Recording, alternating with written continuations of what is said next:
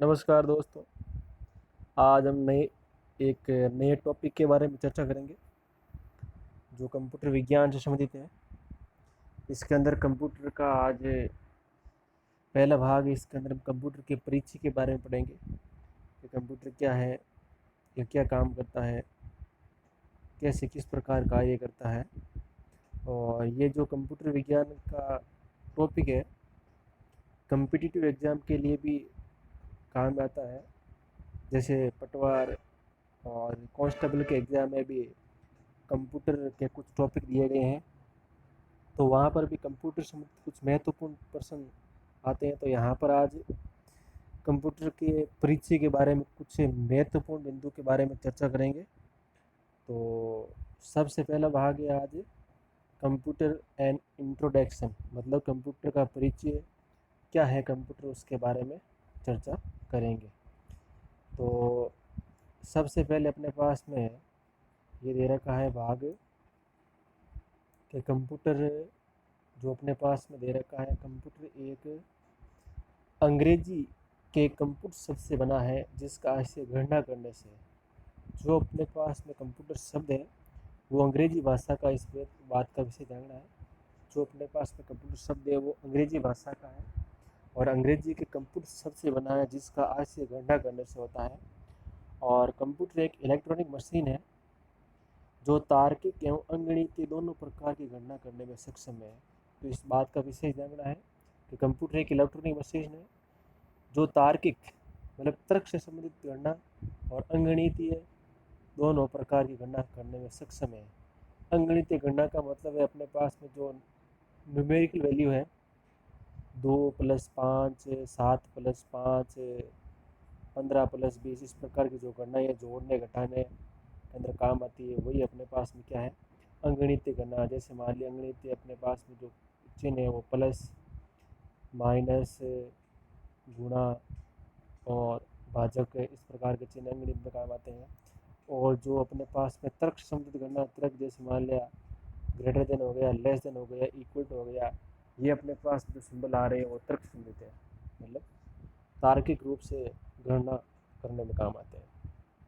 अगला अपने पास में दे रखा है, ये दे रखा है वो डेटा प्रोसेसिंग और इन्फॉर्मेशन। तो कंप्यूटर में सबसे पहले अपन डाटा को इनपुट कराते हैं। डाटा को क्या कराते हैं, इनपुट, कंप्यूटर के अंदर इनपुट करने के बाद में वो कंप्यूटर में होता है प्रोसेस, और प्रोसेस होने के बाद में अपने पास में इंफॉर्मेशन प्राप्त होती है, मतलब सूचनाएं प्राप्त होती है। ये है कंप्यूटर का क्रम है। तो सबसे पहले अपन कंप्यूटर में क्या करेंगे, डाटा फीड करेंगे। उसके बाद में कंप्यूटर में डाटा प्रोसेस होगा और उसके बाद में अपने पास में क्या आएगी, इंफॉर्मेशन आएगी।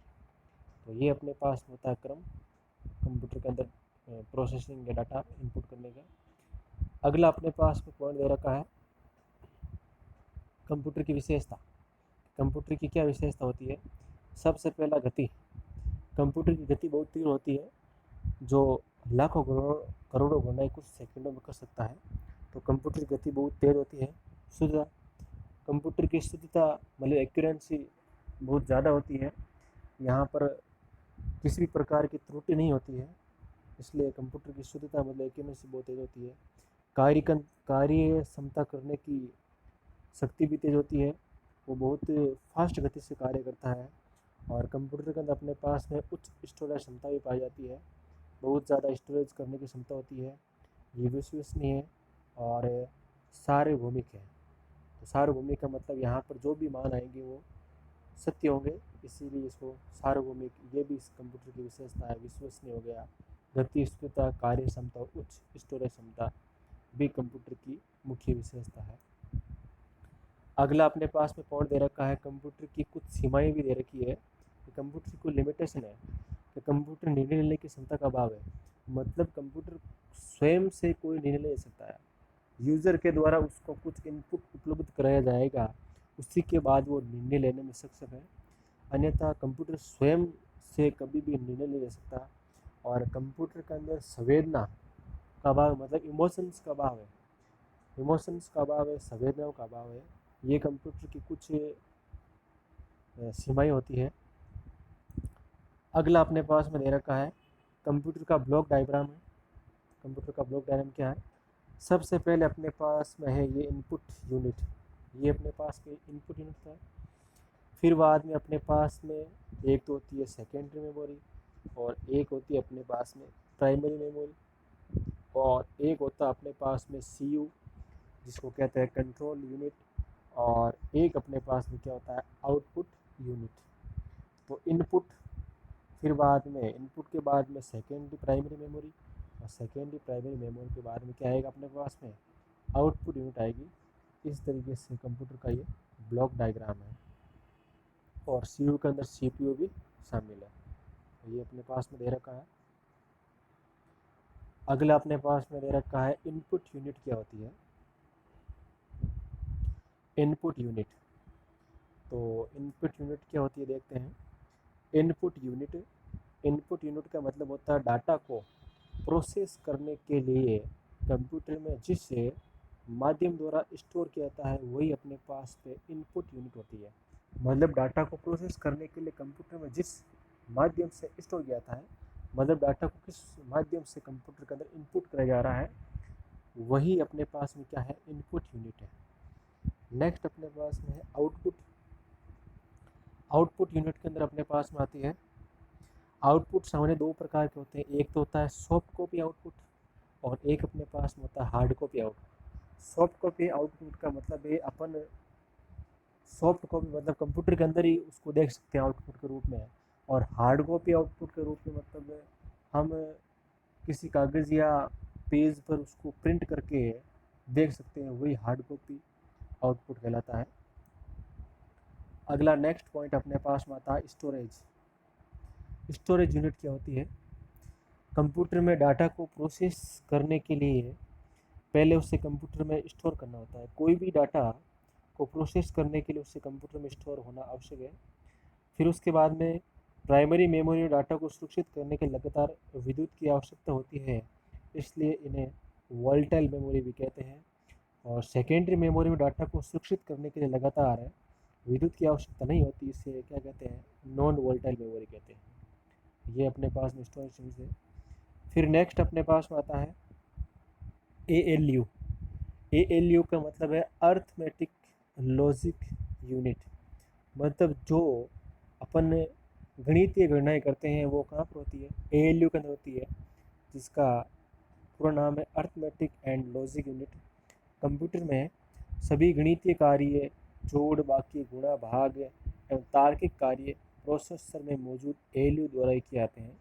तो यदि प्रश्न आता है कि कंप्यूटर के अंदर केवल गणितीय एवं तार्किक गणनाएं किस प्रोसेसर में मौजूद युक्ति के द्वारा की जाती है, तो वो अपने पास में क्या आएगा ALU आएगा।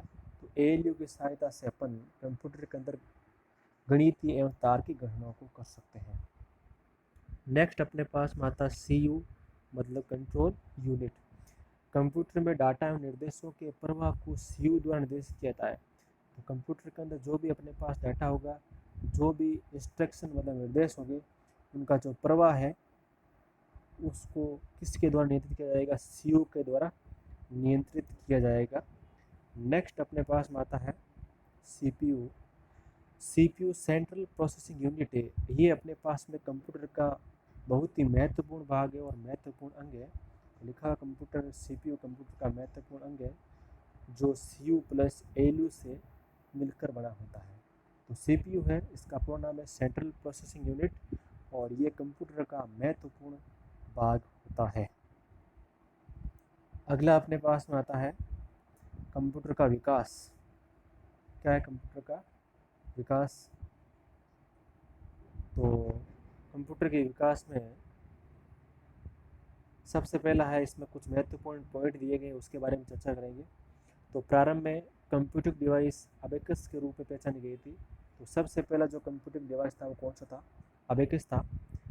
पास्कल लाइन क्या है? सैकड़ों सालों बाद 1645 में फ्रांस के गणितज्ञ बेलेज पास्कल ने एक यंत्र बनाया जिसे मैकेनिकल डिजिटल कैलकुलेटर मतलब पास्कल के नाम से जाना जाता है। आज भी स्कूटर, मोटरसाइकिल में प्रयोग आने वाले स्पीडोमीटर इसी की देन है। जो बाइक वगैरह में जो अपने पास स्पीडोमीटर है वो इसी पास्कल की देन है। जिसमें वो मीटर को बताते हैं इस प्रकार के। अगला अपने पास में आता है जैकार्ड्स लॉ में। फ्रांस के जोसेफ जैकार्ड 1801 में पंच कार्ड आधारित मशीन का आविष्कार किया था, जो कपड़ा बुनने की मशीन को पंच कार्ड के छिद्रों के आधार पर नियंत्रित करती है। तो प्रश्न पूछा जा सकता है, पंच कार्ड मशीन का आविष्कार जोसेफ जैकार्ड ने 1801 में किया था, यह है। और अगला अपने पास में आता है चार्ल्स बेबेज का डिफरेंस इंजन। ये क्या है देखते हैं। कैम्ब्रिज विश्वविद्यालय के गणित के प्रोफेसर चार्ल्स बेबेज ने 1822 में डिफरेंस इंजन से एक मशीन बनाई। कुछ समय बाद 1842 में बेबेज ने इसी मशीन का परिष्कृत रूप एनालिटिकल इंजन प्रारंभ किया। चार्ल्स बेबेज को कंप्यूटर विज्ञान का पिता, फादर ऑफ कंप्यूटर कहा जाता है। और पहली प्रोग्रामर किसको कहा जाता है? पहली प्रोग्रामर अपने पास में एडा अगस्टा। पहली प्रोग्रामर अपने पास में है एडा अगस्टा को पहली प्रोग्रामर कहा जाता है। फिर अपने पास में जर्मन होल्ड्रिथ ने प्रथम इलेक्ट्रॉनिक पंच कार्ड आधारित टेबुलेटर बनाया था। तो electronic mechanical punch card tabulator किसने बनाया था? हर्मन होल्ड्रिथ ने बनाया था। और अगला है पॉइंट दे रखा है, प्रोफेसर हार्वर्ड आइके ने 1943 में मार्क फर्स्ट नामक इलेक्ट्रॉनिक कंप्यूटर बनाया था। ये कुछ महत्वपूर्ण बिंदु दे रखे हैं। अगली अपने पास में कंप्यूटर की पीढ़ियाँ। तो कंप्यूटर की पीढ़ियों को पांच पीढ़ी अपने पास में।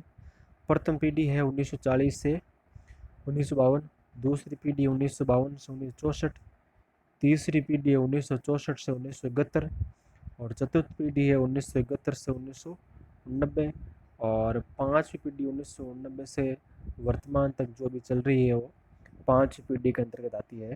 तो ये अपने पास में जो पीढ़ियों की डेट जो ईयर दे रखा है वो अलग अलग किताबों में अलग अलग दे रखी है, तो इसको सही ध्यान से देखिए। अलग अपने पास में अगला है प्रथम पीढ़ी। देखते हैं इसमें महत्वपूर्ण पॉइंट के बारे में। प्रथम पीढ़ी, तो प्रथम पीढ़ी के अंदर वैक्यूम ट्यूब के आविष्कार ने प्रथम पूर्ण इलेक्ट्रॉनिक कंप्यूटर एनिक का पूरा नाम पूछा जा सकता है, electronic numerical integrator and calculator की नींव रखी। इसके डिज़ाइनर एकर्ट एम मूसली थे। तो जो अपने पास में एनिक था उसके डिज़ाइनर कौन थे? एकर्ट एम मूसली। तो ये था। और प्रथम पीढ़ी के अंदर किसका प्रयोग किया गया था? वैक्यूम ट्यूब का प्रयोग किया गया था। नेक्स्ट अपने पास में आती है दूसरी पीढ़ी। दूसरी पीढ़ी के अंदर है जॉन बार्दीन, विलियम शॉकले और वाल्टर ब्रेटेन ने बेल लैब में ट्रांजिस्टर का आविष्कार कर कंप्यूटर के इतिहास में नींव की शुरुआत की है। और ट्रांजिस्टर में किसका प्रयोग किया जाता है? सेमीकंडक्टर का। और दूसरी पीढ़ी के अंदर अपने पास में किसका प्रयोग होने लगा? ट्रांजिस्टर का प्रयोग होने लगा। इसी प्रकार अपने पास में तीसरी पीढ़ी है। तीसरी पीढ़ी के अंदर अपने पास में आईसी मतलब इंटीग्रेटेड सर्किट के आविष्कार के कारण कंप्यूटर तकनीक में काफ़ी बदलाव आए। एक इंटीग्रेटेड सर्किट चिप पर कई ट्रांजिस्टर, रजिस्टर और कैपेसिटर होते हैं। इसके विकास का श्रेय रॉबर्ट नोयस तथा जैक किल्वे नामक दो वैज्ञानिक को जाता है। तो तीसरी पीढ़ी के अंदर अपने पास में किसका प्रयोग किया गया था? आईसी का प्रयोग किया गया था। अगली पीढ़ी अपने पास चतुर्थ पीढ़ी। और चतुर्थ पीढ़ी के अंदर लार्ज स्केल इंटीग्रल मतलब LSI और VLSI का प्रयोग किया गया था। इसका मतलब है लार्ज स्केल इंटीग्रेशन और वेरी लार्ज स्केल इंटीग्रेशन का प्रयोग किया गया था। और इस पीढ़ी में हाई लेवल प्रोग्रामिंग लैंग्वेज में प्रोग्राम लिखा जाने लगा। ये अपने पास में है चौथी पीढ़ी। इसके बाद में अपने पास में आती है पांचवी पीढ़ी। पांचवी पीढ़ी अपने पास में आती है। तो पांचवी पीढ़ी, इस पीढ़ी में अल्ट्रा लार्ज स्केल इंटीग्रेशन मतलब है अल्ट्रा लार्ज मतलब ULSI। यू का मतलब अल्ट्रा, एल का मतलब लार्ज, एस का मतलब स्केल और आई का मतलब इंटीग्रेशंस। तो अल्ट्रा लार्ज स्केल इंटीग्रेशन तकनीक का जन्म हुआ। और IBM का सुपर कंप्यूटर DeepBlue का ही एक उदाहरण है। इस PD का कंप्यूटर मल्टीटास्किंग करने में सक्षम है। ये मानव की आवाज़ मतलब वॉइस रिकॉग्निशन का कार्य करने में सक्षम है। तो इस प्रकार आज अपन ने कंप्यूटर के परिचय के बारे में चर्चा की है कि कंप्यूटर क्या होता है, कंप्यूटर के अंदर CPU क्या होता है, ALU क्या होता है और इनपुट क्या है, स्टोरेज यूनिट क्या है, कंप्यूटर की पीडीओ के बारे में चर्चा की है। ये अपना था भाग फर्स्ट। अब इसके बाद में जो सेकंड भाग होगा उसके अंदर अपन पढ़ेंगे कंप्यूटर का वर्गीकरण, कंप्यूटर को कितने भागों में बांटा गया है और कंप्यूटर किस प्रकार से कार्य करता है, और ये होगा अपना सेकंड भाग। और इसी के अंदर आप कुछ कोड्स की चर्चा करेंगे, भी कोड क्या होते हैं उसकी भी चर्चा करेंगे। तो सेकंड भाग नेक्स्ट वीडियो में डिस्कस करेंगे। तो आज के लिए तो इतना ही। ये जो इसमें कुछ महत्वपूर्ण बिंदु की चर्चा की है तो इसको विशेष रूप से पढ़ना। इसमें बहुत महत्वपूर्ण नोट्स के रूप में संकलित किया गया है, महत्वपूर्ण बिंदुओं को लिया गया है और एग्ज़ाम में आने के बहुत ज़्यादा चांस है। तो इसी के साथ आज के लिए इतना ही, और आगे आने वाले वीडियो के लिए आप इस YouTube चैनल को सब्सक्राइब कीजिए, बेल आइकन को प्रेस कीजिए ताकि आपको अगला नोटिफिकेशन जल्द से जल्द मिल सके, अगला वीडियो का नोटिफिकेशन जल्द प्राप्त हो सके। इसी के साथ जय हिंद, जय भारत।